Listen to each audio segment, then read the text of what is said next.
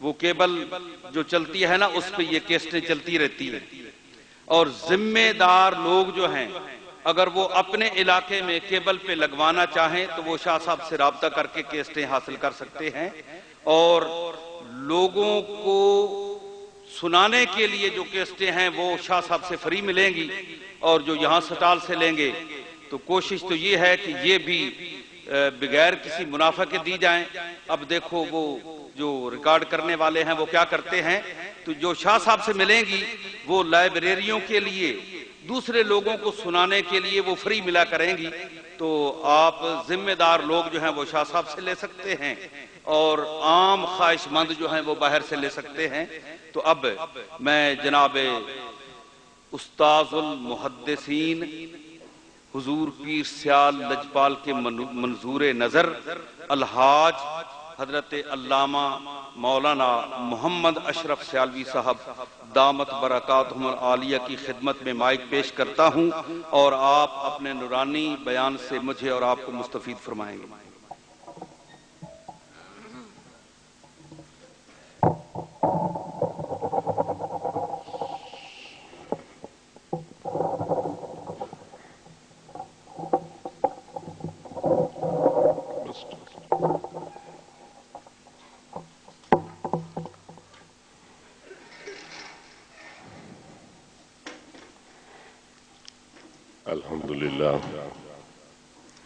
الحمد لله وكفى وسلام على عباده الذين اصطفى، خصوصا على أفضل رسله وسيد الأنبياء ماحي الذنوب والخطا منبع الجود والعطاء صاحب المقام والشفاعة واللواء الذي دنا افتدى الله فكان قاب قوسين أو أدنى فأوحى إليه ربه ما أوحى، محمد المصطفى أحمد المجتبى الذي كان نبيا وآدم بين الطين والماء، وعلى آله وأصحابه الكرماء والشرفاء والتابعين لهم بالإحسان إلى يوم الجزاء. أما بعد فأعوذ بالله من الشيطان الرجيم. بسم الله الرحمن الرحيم. قل هو الله أحد الله الصمد لم يلد ولم يولد ولم يكن له كفوا أحد. صدق الله مولانا العظيم وصدق رسوله النبي الكريم الأمين. إن الله وملائكته يصلون على النبي يا أيها الذين آمنوا صلوا عليه وسلموا تسليما. الصلاة والسلام عليك يا سيدي يا رسول الله وعلى آلك وأصحابك يا سيدي يا حبيب الله. الصلاة والسلام عليك يا رحمة للعالمين وعلى آلك وأصحابك يا شفيع المذنبين. صاحب صدر کی نامی قدر واجب الاحترام حضرت قبلہ پیر سید محمد نظر حسین شاہ صاحب دامت برکاتہم العالیہ، حضرت استاذ العلماء علامہ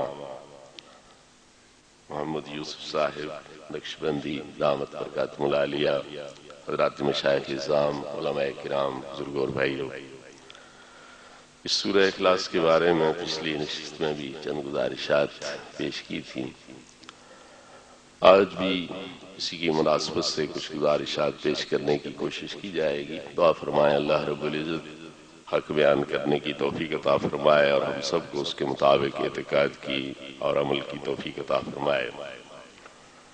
محبوب کریم علیہ الصلوۃ والتسلیم کو اللہ رب العزت کی ذات پاک نے ارشاد فرمایا کہ تم اعلان فرماؤ هو اللہ احد، کہ اللہ ایک ہے، یکتا ہے ذات کے لحاظ سے، صفات کمال کے لحاظ سے، اور صفات جمال اور صفات جلال کے لحاظ سے۔ عبادت کے اندر یکتا ہے کہ صرف وہی معبود ہے اور کوئی معبود نہیں ہے، اور جو لوگ دوسروں کی پوجا پاٹ اس لیے کیا کرتے تھے کہ وہ بھی ہمارے مشکل کشا ہیں، حاجت روا ہیں، اور اللہ رب العزت کے ساتھ کارخانہ کائنات میں حصے دار ہیں، شریک ہیں، اللہ رب العزت نے ان کا رد کرتے ہوئے ارشاد فرمایا اللہ الصمد، اللہ بے نیاز ہے، اسے اس نظام کے چلانے میں کسی کے تعاون کی اعانت کی محتاجی نہیں ہے، اور سمدیت اور بے نیازی اسی کا ہی حصہ ہے اور اسی کی ذات میں منحصر ہے۔ اور جنہوں نے اللہ کے ساتھ اس کی حقیقت میں بعض ہستیوں کو شریک کر رکھا تھا، حضرت عیسیٰ علیہ السلام کو اللہ کا بیٹا مانا، حضرت عزیر علیہ السلام کو اللہ کا بیٹا مانا، حضرت مریم کو اللہ رب العزت کی زوجہ تسلیم کیا، ملائکہ کو اللہ رب العزت کی بیٹیاں فرض کیا، ان کا عرض کرتے ہوئے ارشاد فرمایا لم یلد ولم یولد ولم یکن لہ کفوا احد، نہ وہ کسی کا باپ نہ کسی کا بیٹا نہ ہی کوئی اس کا ہمسر اور اس کے مشابہ اور اس کے مناسب ہے۔ تو یہ اعلان نبی کریم علیہ الصلوۃ والتسلیم نے ان لوگوں کے سامنے کیا جو اللہ رب العزت کے گھر میں 360 غیر اللہ رکھ کر سجا کر ان کی پوجا پاٹ کرتے تھے۔ صرف یہ نہیں کہ اللہ کی عبادت آپ نہیں کرتے تھے بلکہ کسی کو کرنے بھی نہیں دیتے تھے۔ نبی کریم علیہ الصلوۃ والتسلیم جب اللہ رب العزت کی بارگاہ ناز میں سجدہ ریز ہوتے اور چہرے والضحیٰ کو جھکاتے، جبین ناز کو زمین نیاز پہ رکھتے، تو وہ نبی کریم علیہ الصلوۃ والتسلیم کی اس ادائے نیاز کو ناپسند کرتے ہوئے اس طرح بکواس کرتے کہ اگر ہم نے اب تمہیں دیکھا اس طرح سجدہ کرتے ہوئے تو ہم تمہاری گردن توڑ دیں گے، لہذا اس حرکت سے باز آ جاؤ۔ تو وہ اللہ رب العزت کی پوجا بھی نہیں کرتے تھے بلکہ پوجا کرنے بھی نہیں دیتے تھے، اور ان کا نظریہ اور عقیدہ یہ تھا کہ ہم ان کی عبادت کریں گے، یہ پھر اپنے رب کی عبادت کرتے رہیں گے، وہ غائب خدا ہے، اس کی پوجا کے ہم قابل ہی نہیں ہیں، ہم تو ان کی پوجا کریں گے اور یہ ہمیں اللہ کے قریب کر دیں گے۔ مَا نَعْبُدُهُمْ إِلَّا لِيُقَرِّبُونَا إِلَى اللَّهِ زُلْفَىٰ، ہم ان کی اس لیے پوجا پاٹ کرتے ہیں کہ یہ ہمیں اللہ رب العزت کے قریب کر دیں۔ اب سوال یہ ہے کہ حضرت نوح علیہ السلام کے دور سے یہ سلسلہ چلا اور آخر الزمان پیغمبر صلی اللہ علیہ وسلم کے دور میں بھی تھا، اور اب بھی آپ کا دور ہے، اب بھی یہ سلسلہ جاری ہے کہ بتوں کی پوجا پاٹ ہو رہی ہے اور دوسری چیزوں کو اللہ رب العزت کے ساتھ اس کائنات میں مؤثر سمجھا جا رہا ہے اور ان کی اس بنا پر عبادت کی جاتی ہے اور ان کے سامنے عجز اور نیاز کا مظاہرہ کیا جاتا ہے۔ تو اس کی وجہ کیا ہوئی؟ اتنا باطل مذہب، جھوٹا مذہب، بے بنیاد مذہب کہ ان بے جان مجسموں کو خدا مانا جائے، اور پھر اتنا قدیم بھی ہو، اور بڑے بڑے عقلاء، حکماء اور فلاسفر جو ہیں وہ اس کے اندر گرفتار بھی ہوں اور اس کے قائل بھی ہوں۔ آخر اس کی وجہ کیا ہے؟ پہلے یہ سلسلہ جو شروع ہوا تو صرف عبادت خداوندی کے اندر ذوق و شوق پیدا کرنے کے لیے، نہ ان کی عبادت مقصود تھی نہ ان کو خدا سمجھا جاتا تھا، صرف ان کی موجودگی سے فائدہ ہی اٹھانا مقصود تھا کہ عبادت کے اندر ذوق شوق پیدا ہو جائے۔ حضرت ادریس علیہ السلام کے یا بعض روایات کے مطابق خود حضرت آدم علیہ السلام کے یہ 5 فرزند تھے، ود، سوا، یغوث، یعوق، نسر۔ تو ان کا اپنا اپنا ایک حلقہ تھا، خانقاہ تھی، وہاں یہ شیخ تھے، بزرگ تھے، لوگ ان کے نیاز مند تھے، ان کے ساتھ مل کر اللہ رب العزت کی عبادات کیا کرتے تھے۔ جب ان کا یکے بعد دیگرے وصال ہوتا چلا گیا تو جو ان کے مریدین، معتقدین اور محبین تھے، ان کو ان کی عدم موجودگی میں عبادات کے اندر وہ ذوق، شوق، یکسوئی، یکجہتی نصیب نہیں ہوتی تھی۔ وہ اس لیے پریشان تھے کہ ہمارا وہ ذوق شوق ختم ہو گیا جو ان مقبولان بارگاہ کی معیت میں عبادت کے اندر حاصل ہوتا تھا، اب کریں تو کیا کریں؟ تو شیطان لعین نے بشری روپ میں ان کے سامنے آ کر یہ مشورہ دیا کہ اللہ والے مرتے تو ہے نہیں، وہ زندہ ہوتے ہیں تو کیوں نہ ان کے مجسمے بنا لیے جائے، وہی لباس ان کو پہنا دیے جائے اور ان کو تم اپنے درمیان کھڑا کر لو اور اللہ رب العزت کی عبادت یہ سمجھ کے کرو کہ وہ ہمارے اندر موجود ہے، تو تمہیں ذوق شوق حاصل ہوتا رہے گا۔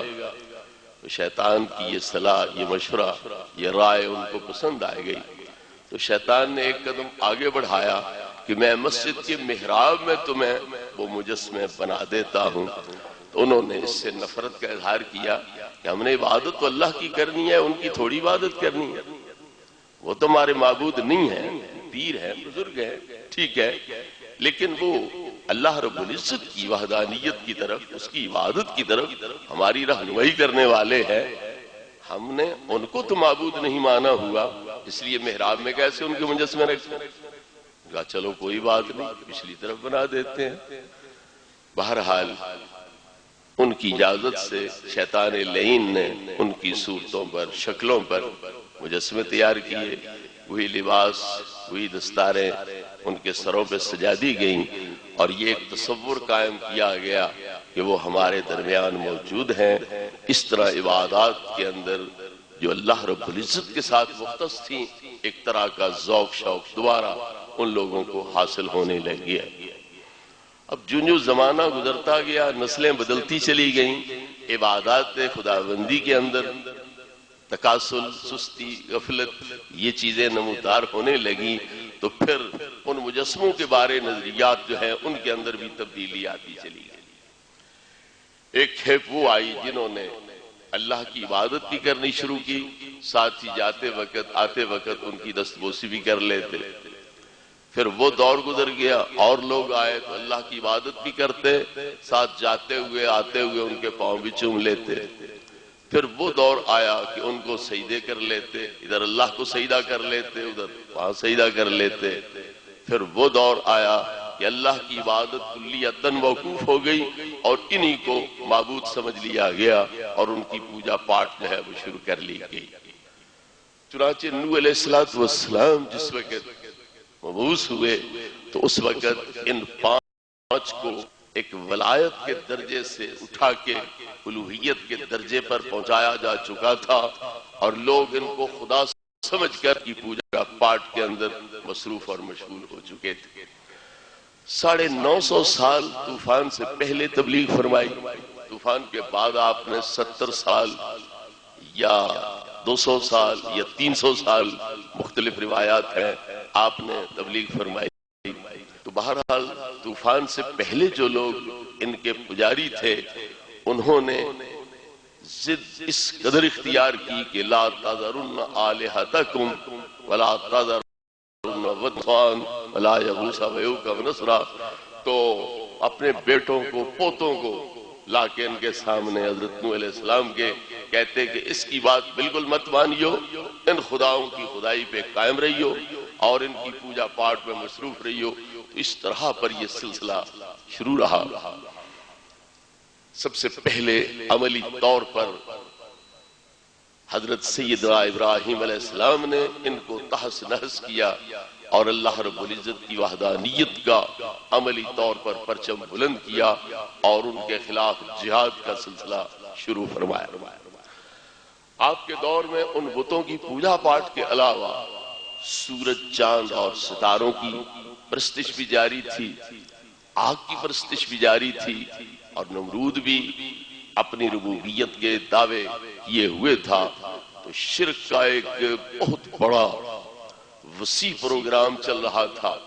حضرت ابراہیم علیہ السلام نے جب اس ماحول کے اندر آنکھیں کھولیں تو سب سے پہلے اپنے مربی، اپنے چچا، ہماری تحقیق اعلیٰ حضرت عظیم البرکت کی اتباع میں یہی ہے کہ ابراہیم علیہ السلام کے باپ حقیقی آذر نہیں ہیں بلکہ یہ چچے ہیں، پرورش کرنے والے وہ تھے۔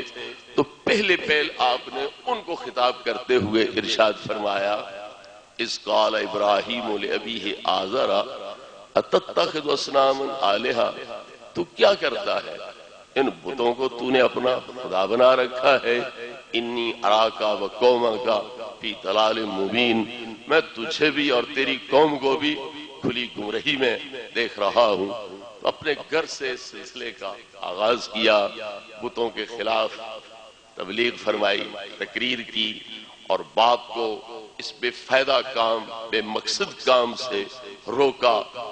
لِمَ تَعْبُدُ مَا لَا يَسْمَعُ وَلَا يُبْصِرُ وَلَا يُغْنِي عَنْكَ شَيْئًا۔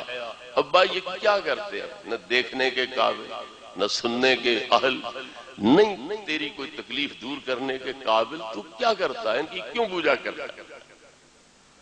باپ کے پاس سوائے اس کے اور کوئی جواب نہیں تھا کہ لَئِن لَّمْ تَنْتَهِ، اے ابراہیم اگر تو اس تبلیغ سے، اس تقریر سے باز نہ آیا تو لَأَرْجُمَنَّكَ، میں تجھے سنسار کر دوں گا اور پتھر مار مار کے تجھے ختم کر دوں گا، لہذا تو اس قسم کی تقریر سے اور میرے ان خداؤں کی توہین سے باز آ جا۔ لیکن ابراہیم علیہ السلام باز نہیں آئے، اور ہر طرح کی معبود بننے والی جھوٹی شخصیت تھی، اس کے خلاف علم جہاد کو بلند فرمایا۔ سب سے پہلے تقریری رنگ میں ستارے، چاند، سورج کے خلاف آپ نے ان لوگوں کو لاجواب کیا جن کی پوجا پاٹ کرنے والے تھے۔ فَلَمَّا جَنَّ عَلَيْهِ اللَّيْلُ رَأَىٰ كَوْكَبًا، جب رات چھائی اور ستارہ چمکتا ہوا دیکھا، جو مغرب سے سب سے پہلے نمودار ہوتا ہے اور بڑا روشن ہوتا ہے، یہ چمکتے ہوئے دیکھا تو میں ھذا ربی، کیا بقول تمہارے یہ میرا رب ہے؟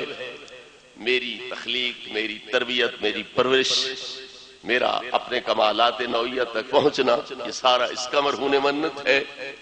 جب وہ ڈوب گیا، چھپ گیا، تو اللہ احب الآفلین، یہ تو ڈوبنے والے ہیں، چھپ جانے والے ہیں، اپنے وجود کو برقرار رکھنے کی اہلیت صلاحیت ان میں نہیں ہے، تو پتہ چلتا ہے یہ کسی اور کے قبضہ قدرت میں ہیں، کسی اور کے دست تصرف میں ہیں، تو پھر اسے چھوڑ کے ان کی پوجا کیوں کی جائے؟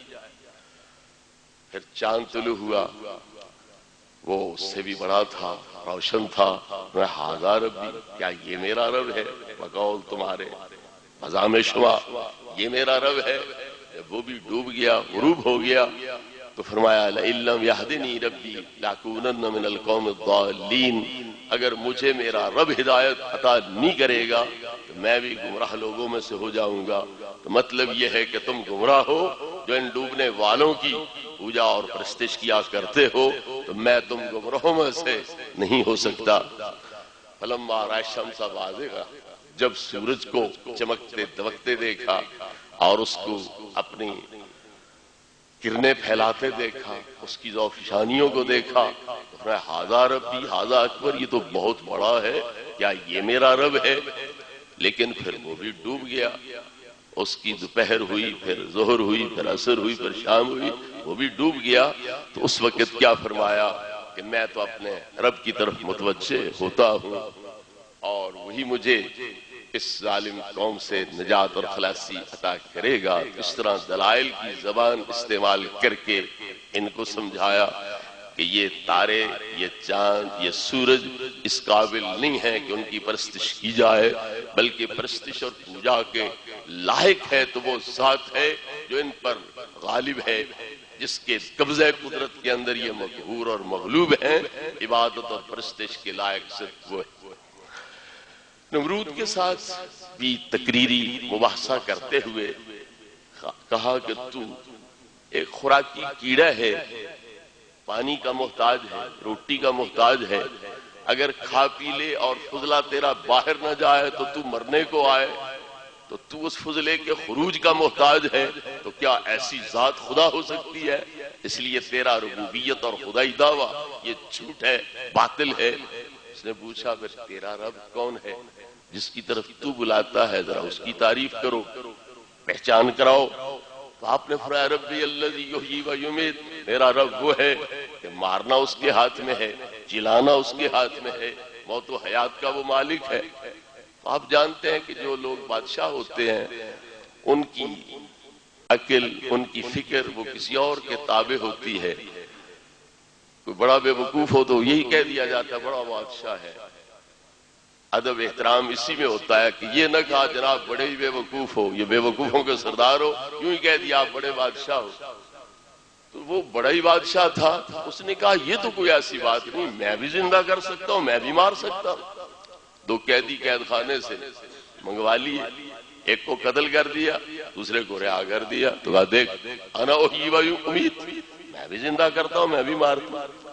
اب اس کو کون سمجھایا کہ الو تو نے کب اسے زندہ کیا، یہ تو پہلے سے زندہ موجود تھا، تو نے اسے قید کیا ہوا تھا تو زندہ نہیں تھا، پیدا نہیں ہو چکا تھا، موجود نہیں تھا، تو قید تو نے کسے کیا؟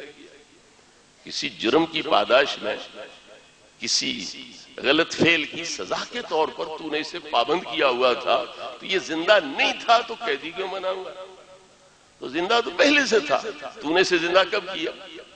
جب دیکھا بڑا ہی احمق ہے اور احمقوں کا سردار ہے، تو آپ نے ایک اور دلیل واضح ترین ذکر کی تاکہ اس میں اس کے لیے کوئی ہیرا پھیری کی گنجائش ہی نہ رہے۔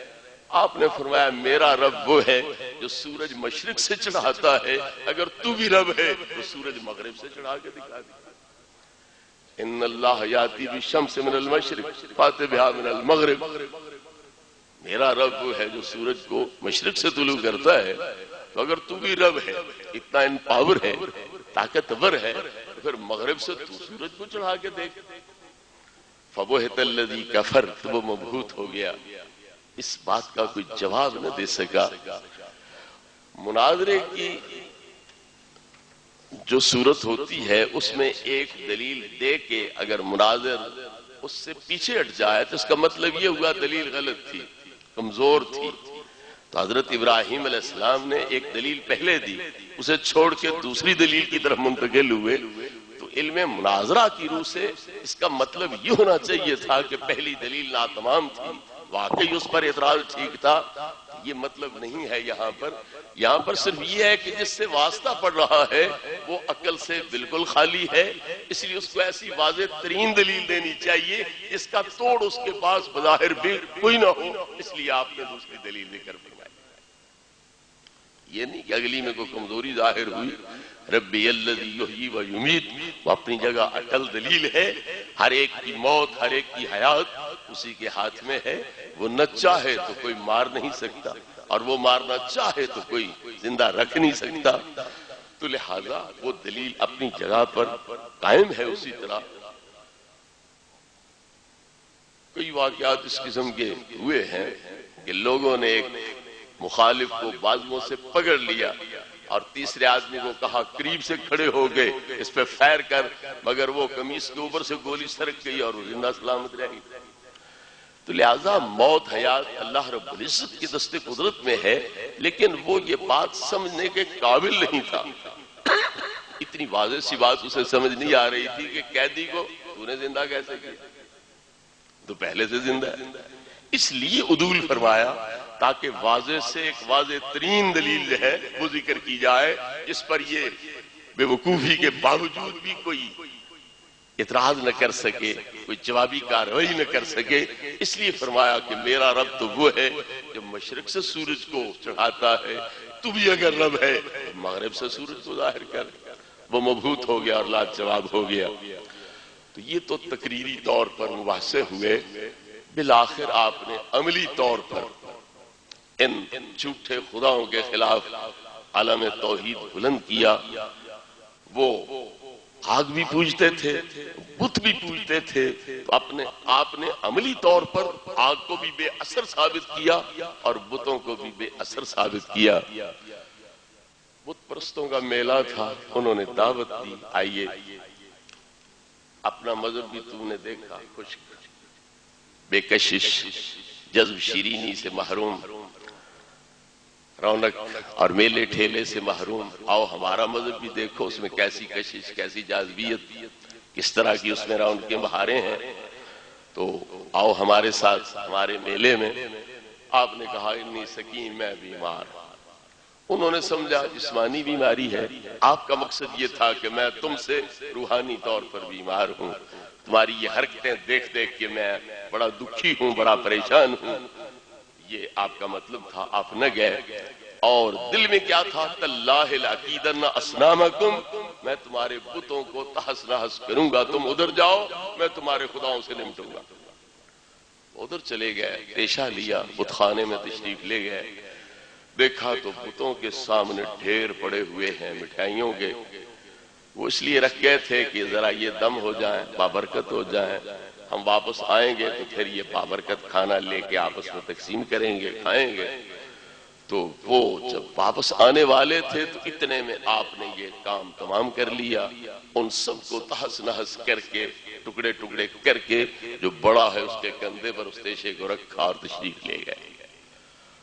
اب جو ہی وہ واپس آئے تو دیکھا بت خانے میں تباہی آ چکی ہے اور ان کے سارے جھوٹے خدا جو ہیں ان کا صفایا ہو چکا ہے.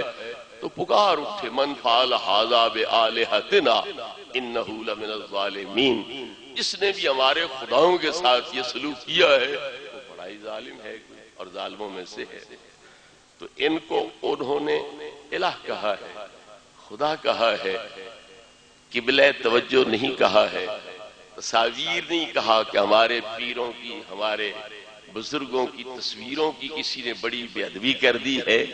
آلیہ کا لفظ بولا ہے، من فعل ھذا بآلہتنا، جس نے ہمارے خداؤں کے ساتھ یہ سلوک کیا ہے وہ بڑائی کو ظالم ہے اور ظالموں میں سے ہے. اب کون ہو جس نے یہ حرکت کی ہو؟ یہاں تو پورا ملک جو ہے ان بتوں کا پجاری ہے، ان کی عظمتوں کا قائل ہے، ان کے نفع اور نقصان اور تاثیرات اور تدبیرات کا معترف ہے. تو کون ہو جس نے یہ حرکت کی ہے؟ تو بعد نے کہا سمعنا فتى یذکرہم یقال لہ ابراہیم، ایک جوان جسے ابراہیم ابراہیم کہہ کے پکارتے ہیں وہ ان کے خلاف باتیں کرتا ہے. ہو نہ ہو یہ اس کی کارستانی ہو، اس کی کاروائی ہو. دوسروں نے کہا فاتوا بہ علی اعین الناس لعلہم یشہدون، اسے لوگوں کے سامنے لے آؤ. کسی نے آتے دیکھا ہوگا، ادھر کسی نے جاتے دیکھا ہوگا، کھوج مل جائے گا، سراغ مل جائے گا، اتا پتہ چل جائے گا. چنانچہ ابراہیم علیہ السلام کو جب پکڑ کے لایا گیا تو پوچھا انت فعلت ھذا بآلہتنا، ہمارے خداؤں کے ساتھ یہ سلوک تو نے کیا ہے؟ ایک ذات ایک طرف ہے، ساری مملکت کے باسی اور سربراہ دوسری طرف ہے، مگر یہ جرت اللہ نے ان کو دی. اور ابراہیم علیہ السلام کو انہوں نے ڈرایا بھی تھا کہ ہمارے بت تمہیں تباہ کر کے رکھ دیں گے، جو بھی ان کے ساتھ ٹکر لیتا ہے یہ نیست و نابود کر کے رکھ دیتے ہیں، لہذا خبردار ان کے خلاف ایسی باتیں مت کیا کرو. ابراہیم علیہ السلام ان کو فرماتے عجیب بات ہے، میرے خدا کے ساتھ تم ان کو شریک ٹھہراؤ تو میرے خدا سے تم نہ ڈرو، تو پھر میں تمہارے خداؤں سے کیوں کر ڈروں؟ اگر تم سمجھتے ہو کہ تمہاری حفاظت تمہارے یہ خدا کرتے ہیں تو میرا بھی عقیدہ یہ ہے کہ میری حفاظت میرا وہ خدا کرے گا. کیف اخاف ما تشرکون بہ، جن کو تم اللہ کے ساتھ شریک ٹھہراتے ہو میں ان سے کیوں ڈروں، جبکہ تم لا تخافون ما اشرکتم بہ ما انزل اللہ بہ من سلطان، جس چیز کی کوئی سند کوئی دلیل اللہ رب العزت نے نازل نہیں کی ان کو تم نے اللہ کا کے پوجا شروع کر لی. تو تم نہ ڈرو میرے خدا سے، میں تمہارے خداؤں سے کیوں ڈروں؟ اللہ رب العزت میری حفاظت کرے گا. تو وہ ایک ذات بڑی جرت کے ساتھ، جسارت کے ساتھ، دلیری اور شجاعت کے ساتھ ان کفار کے سامنے ڈٹے ہوئے ہیں. معذرت نہیں کی، معافی نہیں مانگی، آئندہ غلطی نہیں ہوگی، چلو بھول چوک ہو گئی، نہیں، ساری مملکت ایک طرف ہے، اکیلی ذات ایک طرف ہے، لیکن اللہ رب العزت کی ذات پر اعتماد اور بھروسہ کرتے ہوئے وہ ان کے اعتقاد پر الٹا ہٹ کر رہے ہیں اور طنز کر رہے ہیں. فرمایا بل فعلہ کبیرہم ھذا فاسألوہم ان کانوا ینطقون. نظر ظاہر میں قتل کے آلے جس کے پاس ملے قاتل وہی ہوتا ہے. تو جب بڑے خدا کے پاس آلہ قتل موجود ہے تو تم اسی کو پکڑو، اس بڑے نے ان کو چھوٹوں کو مارا ہے، ختم کیا ہے. یا پھر اس سے کہو کہ کوئی عطا پتہ بتلائے کہ وہ کون تھا جو یہ کاروائی کر کے گیا ہے. فسالوہم، ان سے پوچھ لیجئے. اب ایک تو ان کے خداؤں کا بیڑا غرق کیا، ان کو تہس نہس کیا، دوسرا ان کے عقیدے پر، ان کی سوچ پر، ان کی عقل پر، فکر پر چوٹ کر رہے ہیں. یہ بظاہر یہی معلوم ہوتا ہے کہ بڑے کی کارروائی ہے، نہیں تو پوچھ لو ان سے کس نے تمہیں مارا، یا بڑے کو کہو بتلا۔ جس کے گھر چوری کا مال مل جائے تو اس سے یہی کہا جائے گا تو چور ہے، نہیں تو جو تیرے گھر رکھ گیا ہے اس کی نشاندہی کر، پکڑاؤ اسے۔ لوگ کھوج نکالتے ہیں تو جانور کسان کا جس ڈیرے پہ چلا جائے اس کا کھرا، اس کا قدم وہاں محسوس ہو، اسی کو چور سمجھا جاتا ہے کہ یا چور پکڑا یا تو چور ہے۔ تو بہرحال جب آلہ قتل بڑے کے پاس ہے تو فرمایا کہ یہ قاتل ہے، یا پھر اس سے پوچھو، ان سے پوچھو جو مارے گئے کہ تمہیں کس نے مارا ہے، فَاسْأَلُوهُمْ إِنْ كَانُوا يَنْطِقُونَ، اگر بولتے ہیں تو ان سے پوچھ لیجئے۔ اب وہ سوچ میں پڑ گئے کیا کریں، کیا جواب دیں ان کو، منہ گریبان میں لگ گئے، منہ لٹک گئے، ہوش پھر گئے، عقل گم ہو گئی، اس سوال کا کیا جواب دیں، الٹا یہ ہم پہ چوٹ کر رہا ہے۔ بڑی دیر سوچ فکر کے بعد کہا قد علمت ما هؤلاء ينطقون، یہ تو تم جانتے ہی ہو کہ یہ بولتے تو ہے ہی نہیں، بول تو نہیں سکتے۔ آپ نے فرمایا اُفِّل لَكُمْ وَلِمَا تَعْبُدُونَ مِن دُونِ اللَّهِ، افسوس ہے تم پر اور اللہ رب العزت کے علاوہ جن کی تم پوجا کرتے ہو ان سب پر افسوس ہے، عابدوں پر بھی معبودوں پر بھی افسوس ہے۔ ابراہیم علیہ السلام نے ارشاد فرمایا، اب ان کے پاس اور کوئی جواب نہ تھا، سوچا تو کیا سوچا، قالوا ابنوا له بنیانا، ان کے لیے چار دیواری بناؤ، ایک مربع میل کے اندر تندور بنایا گیا، لکڑیوں سے بھرا گیا، آگ لگائی گئی، منجنیق پہ رکھ کے ان کو اندر پھینکنے کی تیاری کی گئی، کیوں حرقوہ وانصروا آلہتکم، ان کو جلا کے ان کی ہڈیوں کو راکھ بنا کے اپنے خداؤں کی امداد کرو کہ ان کی توہین انہوں نے کیوں کی۔ ابراہیم علیہ السلام نے بتوں کی بے چارگی، بے بسی تو ان پہ واضح کر دی عملی طور پر کہ تمہارے خداؤں نے میرا کیا بگاڑا، میں نے سب کو ختم کیا، نیست و نابود کیا، میرا وہ کچھ نہیں بگاڑ سکے۔ اب ان کے اور معبود کی باری تھی آگ کی، کہ آگ میں سے جلا کے بھسم کر دو، تو اب اس معبود کو عملی طور پر آپ بے اثر کرنا چاہتے ہیں۔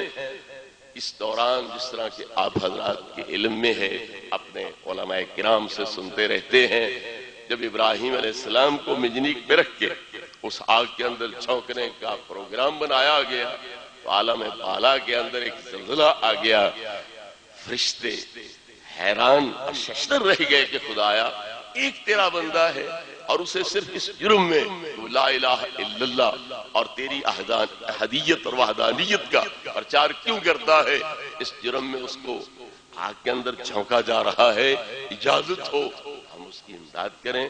اللہ رب العزت نے فرمایا جاؤ امداد لیتے ہیں۔ تو چنانچہ ہواؤں کے فرشتے، بارشوں کے فرشتے، زمین کے موکل فرشتے یہ حاضر ہوتے رہے، اجازت دو ہم آگ اڑا کے نمرودیوں کے گھر جلا دیں، یہاں نہ چنگاری رہے نہ تمہیں تکلیف پہنچے۔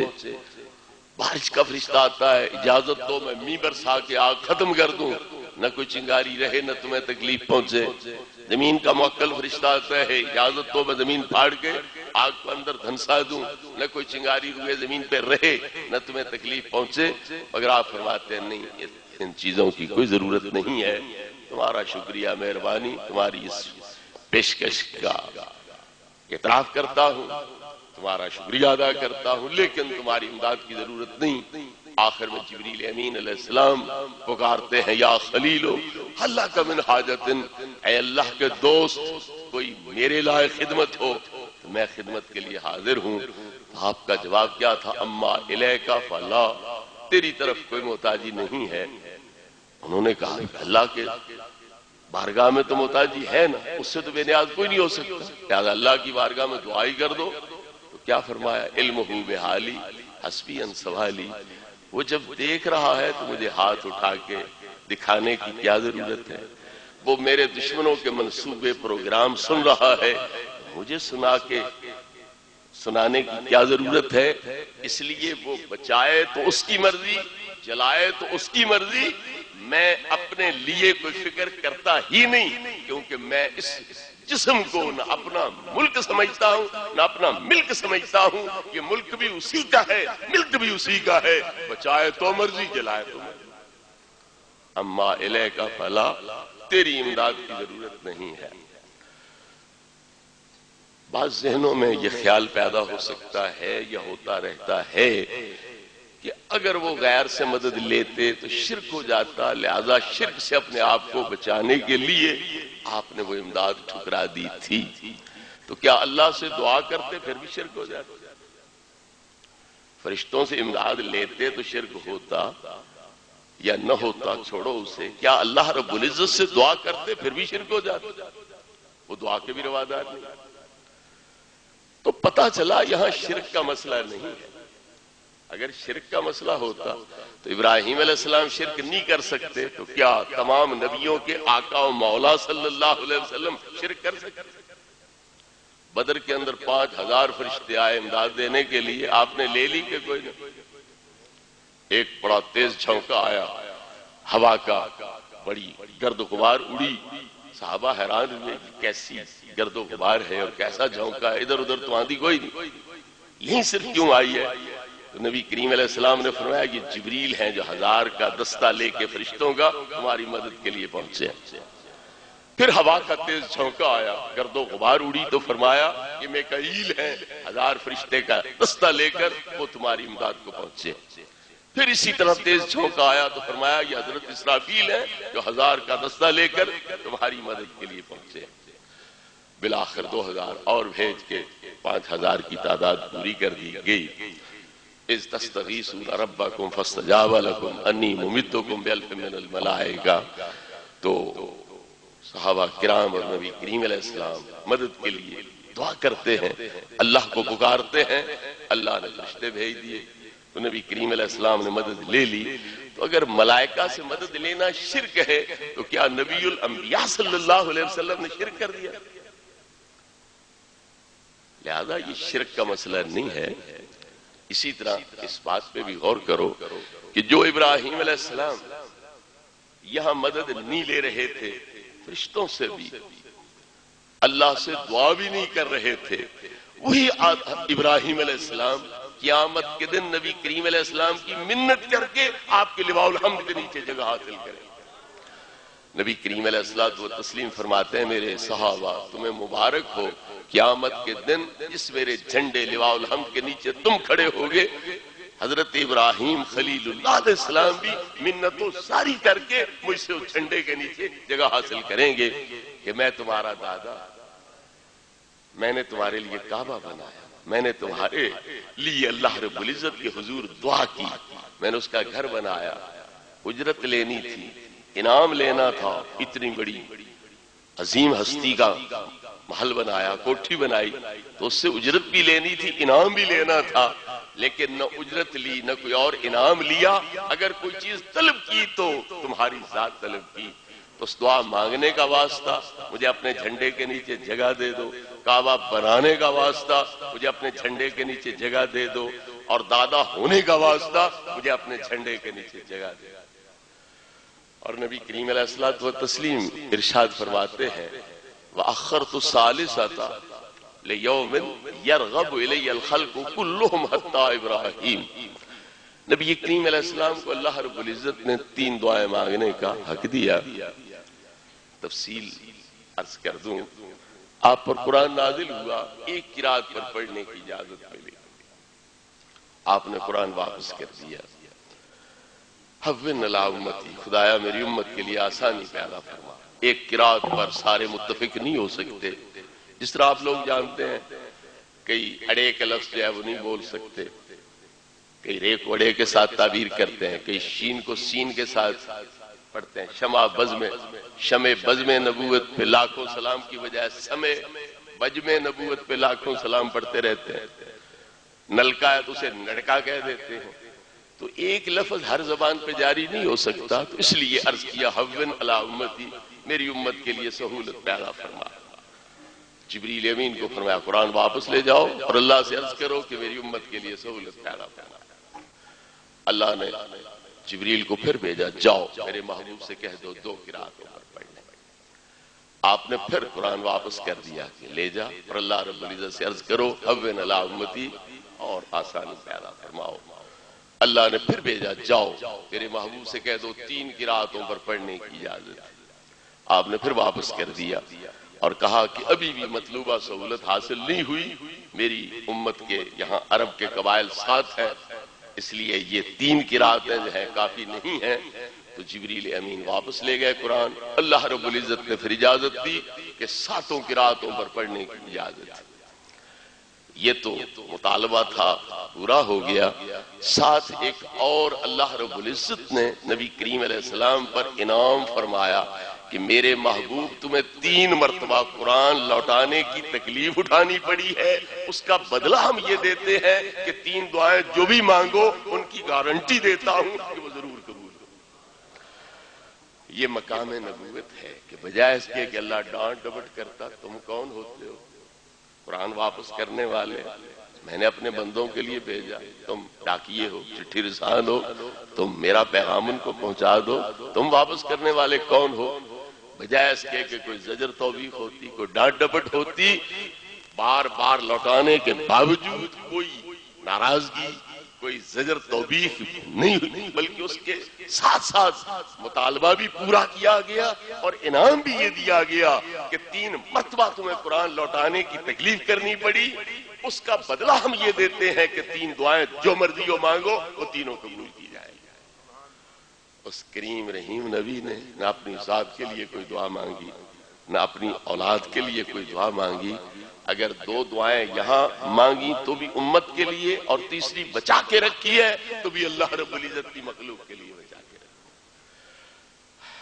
2 دعائیں جو یہاں مانگی کیا ہے؟ اللہم اغفر لامتی، اللہم اغفر لامتی، خدایا میری امت کے کبیرے گناہ معاف فرما، خدایا میری امت کے صغیرے گناہ معاف فرما۔ 2 دعائیں یہ استعمال ہوئی امت کے لیے۔ تیسری دعا کے لیے فرمایا اخرت ثالثتا لیوم یرغب الی الخلق کلہم حتی ابراہیم، میں نے تیسری دعا اس دن کے لیے بچا کے رکھی ہے جب اللہ کی ساری مخلوق، حتیٰ کہ مخلوق کے سردار جو ہے مجھ سے پہلے حضرت ابراہیم علیہ السلام، وہ بھی میرے در پر سوالی بن کے آئیں گے، تو تیسری دعا میں نے اس دن کے لیے بچا لی۔ بعض لوگ سمجھتے ہیں کہ نبیوں کو بھی اپنے انجام کا پتہ نہیں ہوتا، جس طرح ہمیں نہیں ہوتا، انہیں بھی پتہ نہیں ہوتا۔ یہ عام حکم ہے، ما تدری نفس ماذا تکسب غدا بأی ارض تموت، یہ عام ہے، لیکن یہ حدیث بتلا رہی ہے کہ عوام کا حکم اور ہے اور خاصان بارگاہ کا حکم جو ہے وہ اور ہے۔ نبی کریم علیہ السلام کو صرف یہ نہیں پتا کہ میں نجات پاؤں گا، بلکہ یہ بھی پتا ہے کہ اہل معاشر کی نجات اللہ میرے ہاتھ میں۔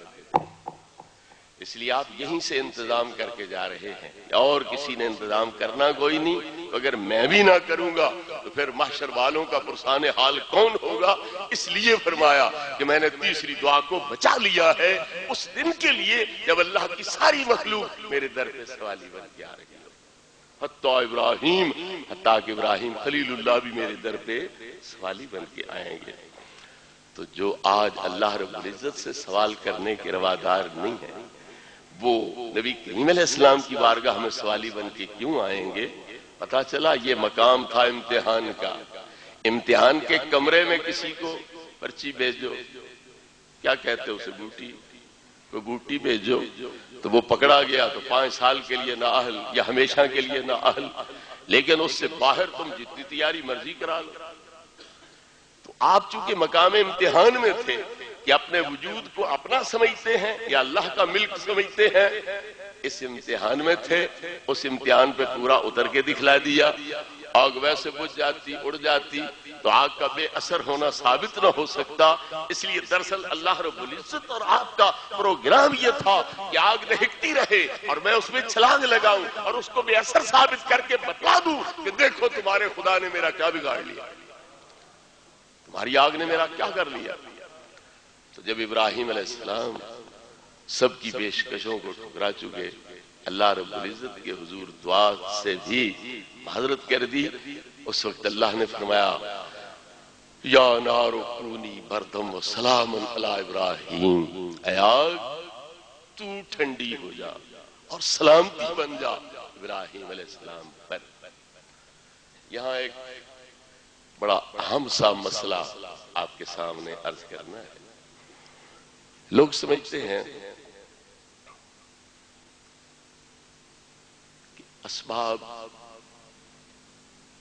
کہیں مؤثر ہوتے ہیں، کہیں مؤثر نہیں ہوتے ہیں، کوئی چیزیں تحت الاسباب ہوتی ہیں، کچھ فوق الاسباب ہوتی ہے، تو تحت الاسباب میں غیر اللہ سے مدد لینا جائز ہے، مگر فوق الاسباب ہوں تو پھر اللہ رب العزت سے ہی مدد لی جائے گی، پھر غیر اللہ سے مدد لینا جو ہے وہ جائز نہیں ہے۔ مثلا بیماری لگ گئی تو حکیم کے پاس دوڑ گیا، کوئی چوری ہو گئی، ڈاکہ ہو گیا تو حاکم تھانے والے کے پاس دوڑ گیا، یہ تحت الاسباب مدد ہے، لہذا یہ جائز ہے، غیر اللہ سے لی جا سکتی ہے۔ جو فوق الاسباب ہو تو وہ غیر اللہ سے مدد نہیں لی جا سکتی۔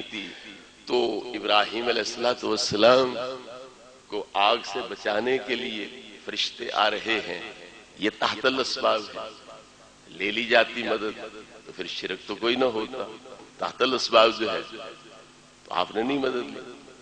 اور اگر یہ مطلب ہے کہ غیر عادی اسباب جو ہے وہ ہوں تو پھر وہ اللہ رب العزت کے ساتھ مختص معاملہ ہے، تو پھر اسباب عادیہ جو ہے ان کا معاملہ غیروں کے حوالے ہو گیا، اور اسباب غیر عادیہ جو ہے ان کا معاملہ اللہ کے سپرد ہو گیا۔ تو اس طرح پر کائنات کے اندر دو مؤثر قوتیں ماننا لازم آ جائے گا، تحت الاسباب تصرفات کرنے والے اور ہیں، فوق الاسباب تصرفات کرنے والا اور ہے۔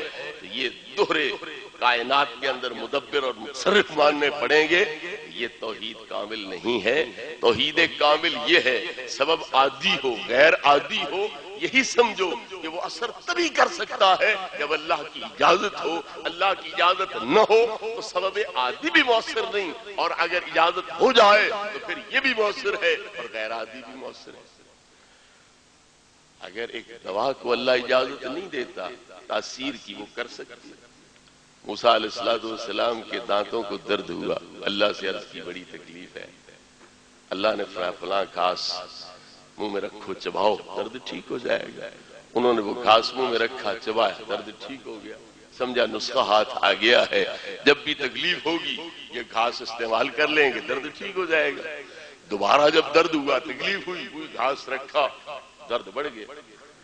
عرض کی خدایا یہ کیا تماشا، وہی میں، وہی گھاس، وہی درد، وہی تکلیف، لیکن الٹا اضافہ ہو گیا ہے درد میں۔ اللہ نے فرمایا تمہارا کیا خیال ہے، اس گھاس نے درد دور کیا تھا؟ درد اس نے دور کیا تھا یا میں نے دور کیا تھا؟ لہذا مؤثر حقیقی اسباب ظاہرہ ہوں یا باطنہ ہوں ان میں اللہ کی ذات ہے اور کوئی مؤثر حقیقی نہیں ہوتا۔ دیکھو حکیم کے پاس تو دوا لینے کے لیے آدمی چلا گیا، یہ تو ہو گیا سبب عادی۔ تو حضرت عیسیٰ علیہ السلام کے پاس جو جاتے تھے وہ کون سی معجون، کون سا تریفل، کون سی جوارش لینے کے لیے جاتے تھے؟ اندھے ہیں، مادرزاد، آنکھوں کی جائی کوئی نہیں، تو حضرت عیسیٰ علیہ السلام کے پاس جا رہے ہیں، کس لیے جا رہے ہیں؟ کیا آپ آپریشن کریں گے؟ کوئی آنکھ کی پیوند کاری کر دیں گے؟ کسی اور کی آنکھ نکال کے مجھے لگا دیں گے؟ تو کس لیے جا رہے تھے؟ وہ غیر عادی سبب سمجھ کے جا رہے ہیں، ان کا ہاتھ پھرے گا تو ہمیں روشن آنکھ مل جائے گی، ان کا کپڑا پھر جائے گا ہمیں روشن آنکھ مل جائے گی، اس لیے جاتے تھے مادرزاد اندھے بھی، برس کے داغوں والے بھی، کوڑ کی بیماریوں والے بھی، اور آپ ہاتھ پھیرتے ہیں 70 ہزار مریض جمع ہو جاتا ہے، آپ ہاتھ پھیرنے کو نہیں پہنچ سکتے تو کپڑا دے دیتے ہیں، میرا کپڑا پھیرتے جاؤ شفائے آپ ہوتے جاؤ۔ پتا چلا اسباب عادی ہوں غیر عادی ہوں سبب بذات خود مؤثر نہیں، مؤثر ہوتا ہے تو اللہ رب العزت کے امر سے ہوتا ہے۔ توجہ ہے کوئی نہ؟ چائے تقسیم ہو رہی ہے اور پہلی مرتبہ آپ کو دیکھنا نصیب ہوا چائے کا دیدار، اس لیے ساری توجہ ادھر ہو رہی ہے، کیا خیال ہے بند کر دیں؟ آپ تو پھر ادھر توجہ رکھیں، آپ چاہے جس کے نصیب میں ہوگی پہنچ جائے گی۔ بات تو وہی ہو رہی ہے، وہ اسباب کچھ نہیں کرتے، اصل مسبب کرتا ہے، عمل اس پہ کیا کر رہے ہیں؟ غور فرمائیں، نظر بد برحق ہے، اس کا عقیدہ رکھنا ضروری ہے۔ العین حق کو نبی کریم علیہ السلام فرماتے ہیں کہ نظر بد لگنا برحق، قاری صاحب نظر بد لگنا برحق ہے، آپ کو اللہ محفوظ رکھے۔ تو سرکار فرماتے ہیں کہ لو کان شیء سابق القدر لسبقته العین، اگر اللہ کی تقدیر سے بھی کوئی چیز سبقت لے جا سکتی تو نظر بد اس سے بھی سبقت لے جا سکتی۔ تو نظر بد سے کیا ہوتا ہے؟ ایک بھینس دودھ اچھا دیتی ہے، وہ دودھ ختم ہو جاتا ہے، اس کے تھنوں سے دودھ نہیں آتا، خون آتا ہے، تھن بیکار ہو جاتے ہیں، دودھ ختم ہو جاتا ہے۔ کوئی اچھا گھوڑا دوڑتا ہوا دیکھے بد نظر تو وہ گھوڑا دوڑنا بھی ختم ہو جائے گا، بلکہ اس کو جان کے لالے پڑ جائیں گے، وہ چلنے سے بھی معذور ہو جائے گا۔ کسی حسین جمیل آدمی کو کوئی دیکھتا ہے تو وہ مر جاتا ہے یا اس کا حسن ختم ہو جاتا ہے۔ ایک صحابی غسل کر کے حمام سے نہا کے باہر نکلے، دوسرے صحابی نہیں دیکھا، کہا او ہو اتنا حسن، وہ جوان گرا بے ہوش ہو گیا، جاں بلب ہے۔ نبی کریم علیہ السلام سے عرض کیا گیا حضور وہ تو مر چلا ہے، اسے نظر لگی فلاں کی، تو نقصان نظر نے پہنچایا کہ نہیں پہنچایا؟ نقصان پہنچانے میں یہ نظر بد سبب ہے، یہ چیز طے شدہ ہوگی۔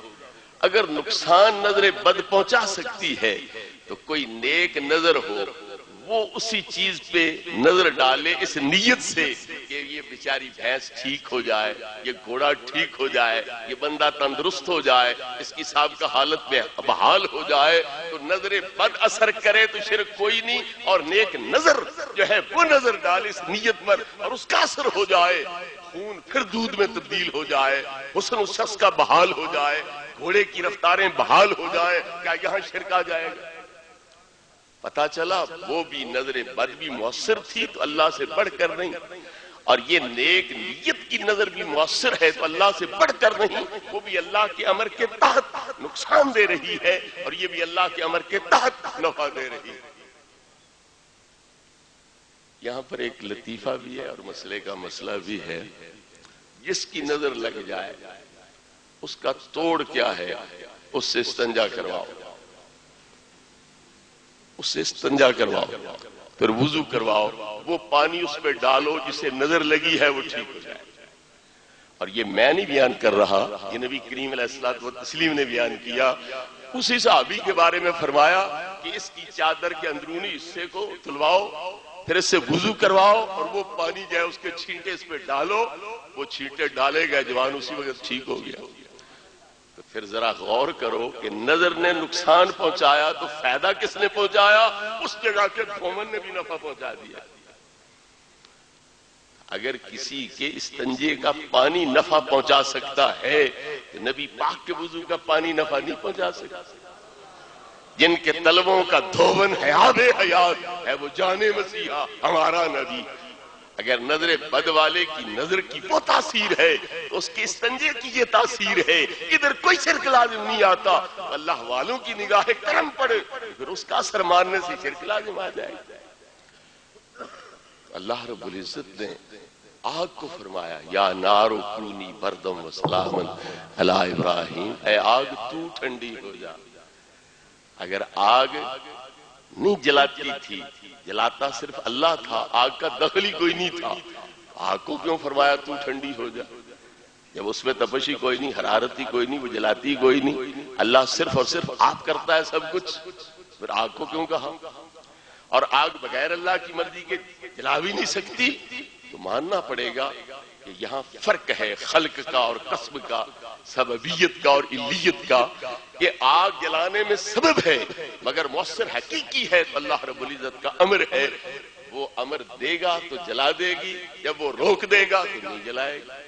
اس لیے فرمایا کونی بردم و سلام علی ابراہیم، اے آگ تو ٹھنڈی ہو جا اور سلامتی بن جا، تو آگ ٹھنڈی ہوگی، سلامتی بن گئی۔ حضرت ابراہیم علیہ السلام کا بال بھی ٹیڑھا کوئی نہ ہوا تو آپ نے آگ کو بھی بے اثر کر کے دکھلا دیا۔ تو ان کے جھوٹے خداؤں کے بارے میں تقریری طور پر بھی تبلیغ فرمائی، عملی طور پر بھی ان کی تردید فرمائی، اور یہ ثابت کیا کہ تمہارے یہ خدا کچھ نہیں کر سکتے ہیں، بے اثر ہیں اور کوئی نقصان ہمیں نہیں پہنچا سکتے۔ اب سوال یہ ہے کہ ایک طرف پیغمبران کرام ہیں جو نبوت کا دعویٰ کرتے ہیں، خدا ہونے کا دعویٰ نہیں کرتے، اور لوگ ان سے جو معجزہ مانگتے ہیں وہ دکھلا دیتے۔ نبی کریم علیہ السلام کی نبوت کو پرکھنے کے لیے کہا چاند 2 ٹکڑے کر دو، آپ نے اشارہ کر کے چاند 2 لخ کر دیا، اشہدو تمہارا مطالبہ پورا ہو گیا، چاند 2 ٹکڑے ہو گیا۔ درخت جڑوں پہ چلا دو، آپ نے فرمایا تم جا کے کہہ دو کہ محمد رسول اللہ تمہیں یاد کر رہے ہیں، آپ کا پیغام پہنچا کافر کی زبانی، وہ درخت جڑیں اکھیڑ کے جڑوں پہ چلتا ہوا اور زمین کے منہ کو ورق بنا کے اپنی جڑوں کو قلم بنا کے عظمت نبوی کے گہرے نقش لکھتا ہوا وہ وہاں پہنچ گیا، اور نبی پاک صلی اللہ علیہ وسلم کی عظمتوں کے جو ہے سطریں وہ تحریر کرتا ہوا آپ کی بارگاہ میں حاضر ہوا، پتھر پانی پہ تیرا کے دکھلائے، جانوروں سے کلمہ پڑھوا کے انہیں سنوایا، کنکریوں سے کلمہ پڑھوا دیا ان کو۔ تو ان کو پیغمبر بھی نہیں مانتے، کیوں؟ ان انتم الا بشر مثلنا، تم تو ہمارے جیسے بشر ہو، ہم تمہیں نبی کیسے مانتے؟ ظلم کی انتہا ہے کہ یہ نبی بھی نہیں ہو سکتے، کیوں؟ ہمارے جیسے بشر ہے، اور وہ پتھر کے مجسمے ہیں وہ خدا مانے جا رہے ہیں۔ ایک طرف بے جان مجسمے، پتھر، نہ بولنے کے قابل، نہ دیکھنے کے قابل، نہ سننے کے قابل، نہ پکڑنے کے قابل، نہ چلنے کے قابل، وہ خدا بنے، اور جو چاند انگلی کے اشارے سے چیریں، سورج کو الٹا پھیریں، پتھر پانی پہ تیرائیں، انگلیوں سے پانیوں کے چشمے جاری کر دیں، پتھروں سے اپنے کلمے پڑھوا کے سنوا دیں ان کو، وہ نبی بھی نہیں ہو سکتے۔ تو یہ چکر کیا ہے؟ اصل بات یہ ہے کہ وہ اندھے مقلد تھے، اس دور سے اپنے آباء و اجداد کو دیکھا، وہ ان کی پوجا پاٹ کر رہے ہیں، ان کو خدا مانے ہوئے ہیں، تو وہی چیز ان کے ذہن میں بیٹھ گئی، اور پھر وہ یہی سمجھتے تھے کہ ہمارے باپ دادے کو غلط کرتے آئے ہیں، بس ان کا یہ طریقہ ہے، لہذا ہم اسی کے مطابق عمل کریں گے۔ ابراہیم علیہ السلام نے پوچھا ما هذه التماثيل التي انتم لها عاکفون، اے یہ کیا مورتیاں ہیں ان کی پوجا پاٹ کرتے ہو؟ تو انہوں نے جواب میں کیا کہا؟ وجدنا آباءنا لها عابدین، ہم نے اپنے باپ دادے کو دیکھا وہ ان کی پوجا کرتے آ رہے ہیں، کہ وہ کوئی جاہل بے خبر تھوڑے تھے، بڑے دانا تھے، سیانے تھے، لہذا انہوں نے ٹھیک کیا، ہم بھی ٹھیک کر رہے ہیں۔ اس کے علاوہ کوئی جواب ان کے پاس نہیں تھا۔ ایک وجہ یہ تھی کہ وہ تقلید، اندھی تقلید کے قائل تھے، اس بنا پر وہ ان کو خدا ماننے پر تلے ہوئے تھے، اور دوسری وجہ یہ تھی کہ وہ مظاہر پرست تھے، وہ خدا جو صورت سے پاک، مکان سے پاک، جہت سے پاک، اس خدا کی، یار ایک طرف سے دماغ ہمارا پہلے ہی پگھلا ہوا ہے، تمہیں کس نے کہا اور پگھلا ہوگا؟ تو دوسری صورت یہ تھی کہ وہ خدا جو ہر قسم کے تقیدات سے پاک ہے اور سراسر اطلاق ہے، تو یہ ان کی سمجھ میں آ ہی نہیں سکتا تھا، اس لیے وہ چاہتے تھے کوئی نہ کوئی شے سامنے ہونی چاہیے، تب عبادت کا لطف آئے گا، اس کے بغیر عبادت کا لطف آ نہیں سکتا۔ تو جو شے خوبصورت دیکھتے پھر اسی کو خدا بنا لیتے۔ آگ خوبصورت نظر آئی، اس کی پوجا شروع کر لی، کوئی پتھر اچھا نظر آیا، اس کی پوجا شروع کر لی، پتھر پاس رکھا ہوا ہے، سجدے کر کے اپنے دل کی جو ہے حسرت وہ پوری کر رہے ہیں، رستے میں اس سے خوبصورت مل گیا تو اسے پھینک دیا، اسے اٹھا لیا، اس کی پوجا شروع کر لی۔ تو یہ دو وجہ تھی، ایک تقلید اندھی، دوسرا مظاہر پرستی، اور تیسری خرابی یہ تھی کہ وہ سمجھتے تھے کہ بظاہر تو واقعی یہ بے جان بھی ہے، دیکھنے سے محروم، سننے سے محروم، پکڑنے چلنے سے، لیکن اندر ان کے بڑی پاور ہے، اندر ان کے بڑی طاقت ہے۔ چنانچہ ایک بت پرست نے حضرت شاہ عبدالعزیز محدث دہلوی علیہ رحمت پر یہ سوال کیا کہ یار پتھروں کے پاس تم بھی جاتے ہو، پتھروں کے پاس ہم بھی جاتے